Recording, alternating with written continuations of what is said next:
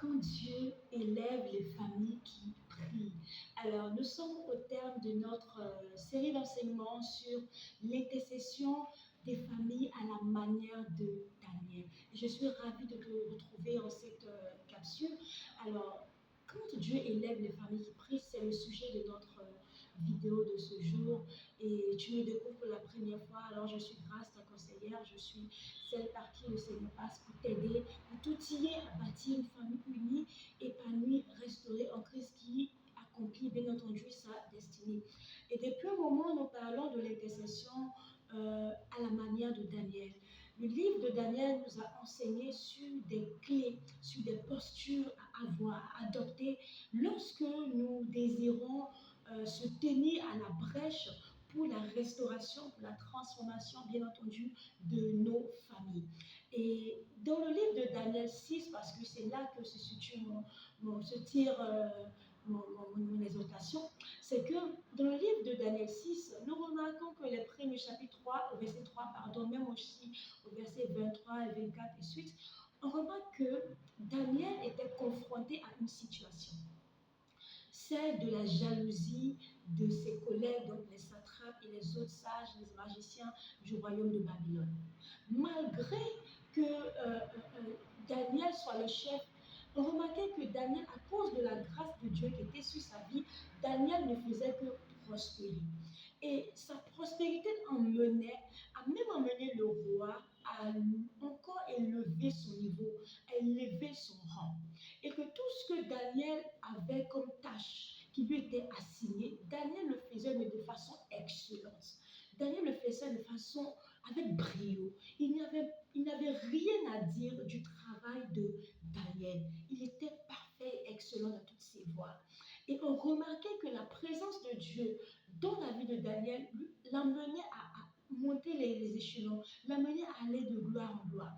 Et le fait que Daniel prospère, que Daniel soit efficace, que Daniel soit excellent dans son travail, cette situation a suscité la jalousie de ses compagnons, de ses collègues de travail. Et qu'est-ce qui s'est passé? Ils ont comploté contre Daniel dans le but de l'enlever de son poste, dans le but de l'éliminer même de toute la place, de toute la scène. Donc l'enjeu, c'est que Daniel était arrivé à un point où, à cause de sa service, on va dire, à cause de son travail, à cause de son excellence, à cause de sa prospérité, et à cause même de sa loyauté envers Dieu, il devait faire face à la fosse au lion. Et ce n'est été Daniel s'est retrouvé dans la fosse au lion à cause des allégations injustes ou des complots de ses collègues de travail. Mais qu'est-ce qui s'est passé? Malgré le fait que Daniel a eu l'information qu'il y avait ce complot contre lui, Daniel n'a pas failli à ses devoirs. Daniel n'a pas renié son Dieu. Bien au contraire, Daniel a continué à intercéder. Il a continué à adorer son Dieu. Il a continué à prier Dieu. Il a continué à élever sa voix vers son Père céleste. Il a continué à garder ses pieds, des pieds fixes dans ses bottes en fait. Il ne s'est pas laissé ébranler par la situation. Et on comprend que la prière, on comprend que la fidélité, on comprend que la loyauté attire la faveur de Dieu sur nos vies. Daniel était fidèle à Dieu dans toutes ses voies. La Bible dit, malgré l'information qu'il a reçue, il continuait à prier 3 fois le jour, matin, midi, soir. Il n'avait pas dit en son cœur, écoutez, comme j'ai une sentence qui pèse sur moi, je vais arrêter de prier. Non, mais au contraire, il a continué à prier Dieu. Et il faut qu'on comprenne que lorsque nous adoptons la posture de Daniel, la fidélité que nous allons avoir dans nos moments de prière, dans nos moments d'intercession, la fidélité, la loyauté va attirer la faveur de Dieu dans notre vie, va attirer la faveur de Dieu dans notre famille, va attirer la faveur de Dieu dans notre maison.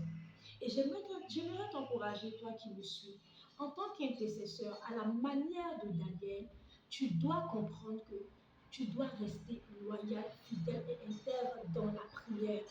Parce qu'à un moment donné, le temps de Dieu va parler en ta faveur et que tu verras ce que le Seigneur est capable de faire dans ta famille.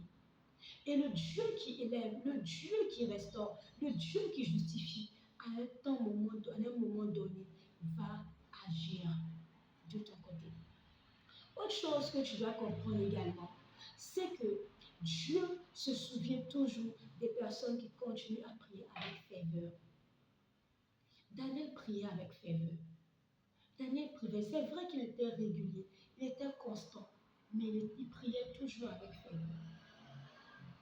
Et la ferveur que tu vas mettre dans tes moments de prière, dans ta marche avec le Seigneur, dans l'intercession que tu adresses à Dieu en faveur de ta famille, va également te positionner et va permettre au Seigneur d'agir dans ta situation. Ce que tu dois comprendre également, c'est que le fait que tu te mettes à part pour le Seigneur, pour ta famille, ne reste pas vain. Je vais t'amener à comprendre que de l'intercession, on passe à la restauration. Et de la restauration, on passe à l'élévation. Regardons le parcours de Daniel. Daniel a l'information qu'il y a une sentence qui pèse sur lui. Il continue de prier. Malgré sa prière, il arrive dans la fosse au lion. Dans la fosse au lion, Daniel continue à prier le Seigneur. Jusqu'à ce qu'on sorte Daniel de la fosse au lion, Daniel ne perd pas son intimité avec Dieu. Et lorsque le Seigneur l'enlève de la force au lion, sous les yeux du roi Nebuchadnezzar et sous même les yeux de ses comploteurs, le roi arrive à la conclusion que le Dieu de Daniel est réel. Le Dieu de Daniel est digne d'être adoré. Le Dieu de Daniel est digne d'être célébré. Et qu'il n'y a pas de Dieu à part lui. Et que ce Dieu-là, lorsqu'on met en lui notre confiance, on n'est pas couvert de honte. Daniel sort indemne de la force au lion. Mais bien plus, Daniel est encore élevé. Et il n'est pas seulement élevé, mais le nom de son Dieu est encore glorifié. Et pas seulement ça, mais c'est que le roi demande à ce que tout le royaume craigne et adore le Dieu de Daniel. Il a eu un sujet, il a eu un problème. Daniel se tient à la brèche, commence à prier. Il continue. Malgré l'épreuve, Daniel persiste dans la prière. Dans l'épreuve, Dieu ne l'abandonne pas. Il s'en sort indemne, mais à la suite de quoi? Non seulement il est élevé et Dieu est glorifié dans sa vie. Je veux te dire aujourd'hui, peu importe la situation que tu passes, peu importe les situations qui s'acharnent sur ta vie, les épreuves dans lesquelles tu es en train de passer, par lesquelles tu es en train de passer, ou passe même ta famille, il est capable, notre Dieu, de te faire passer de la restauration à l'élévation. Si et seulement si tu restes ferme dans ta posture d'intercession, si tu n'abandonnes pas, si tu ne te relâches pas, si tu restes constant dans tes voies, si tu restes fidèle, intègre et loyal dans ta posture d'intercesseur, Dieu va te faire passer pas des épreuves, mais dans ces épreuves, il ne t'abandonnera pas. Parce que ce sera comme une école de formation. Ce sera comme un test pour toi. Même comme David le dit, même dans la vallée de l'ombre de la mort, je ne crains rien parce que Dieu est avec nous. Et Dieu sera toujours avec toi. Et dès que tu resteras fidèle à la fidélité et la loyauté vont parler en ta faveur. Notre Dieu qui sait récompenser. Il dit que ceux qui comptent sur l'Éternel, dans le livre d'Ésaïe 40, il dit ceux qui comptent sur l'Éternel ont leurs forces qui sont renouvelées. Ils prennent leur envol comme l'aigle. Dieu ne va pas t'abandonner.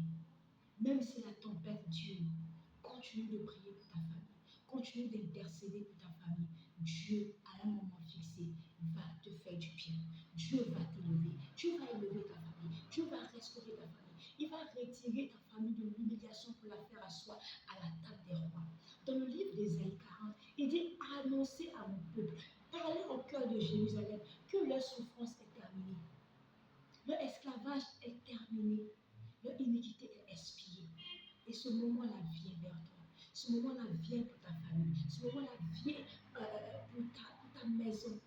Il y a un temps, après la souffrance, après la désolation, après l'épreuve, vient le moment de la restauration. Et je proclame que ce moment de restauration soit le partage de ta famille. Parce que tu es en train d'intercéder pour ta famille. Parce que tu es en train d'intercéder pour la restauration de ta maison. Que la restauration soit ton partage. Que le temps de la restauration, que le temps de la guérison, le temps de l'allégresse arrive maintenant dans la vie de ta famille, de ta maison, et que ton témoignage contribue à glorifier Dieu, et Que Dieu soit honoré au travers de l'histoire, au travers de ton témoignage, au travers du miracle qu'il va faire dans ta vie, dans celle de ta famille. C'est ce que je voulais partager avec toi. Retiens que dans la posture de Daniel, nous allons passer par tellement d'épreuves. Mais ces épreuves-là ne viennent pas pour nous rabaisser. Ces épreuves-là viennent pour nous fortifier, nous emmener à notre niveau. Et même quand nous passons par le feu, Dieu est avec nous. Et après l'épreuve, Dieu va nous élever, Dieu va nous restaurer, Dieu va nous positionner. Et son nom sera glorifié. Pour que d'autres personnes croient qu'il est réel, qu'il est vrai et qu'il transforme les vies, qu'il transforme les familles. En tout cas, j'ai été ravie de partager ce moment avec toi. Si tu veux écouter les débuts de ces enseignements, regarde les anciennes vidéos sur la chaîne YouTube et abonne-toi. Laisse-moi un commentaire de ce qui te parle le plus dans cette vidéo. Et surtout, prends soin de ta famille, prends soin de ta maison. Continue à intercéder, continue d'adopter la posture de Daniel en tant qu'intercesseur. Et tu verras que le Seigneur te fera du bien. En tout cas, que la grâce du Seigneur soit ton partage. Et surtout, demeure ce Daniel que Dieu veut pour ta famille. Shalom et merci de m'avoir suivi. À très vite, à très bientôt pour une prochaine vidéo pour t'emmener à bâtir une famille unie, épanouie, restaurée en Christ, surtout qui accomplit sa destinée.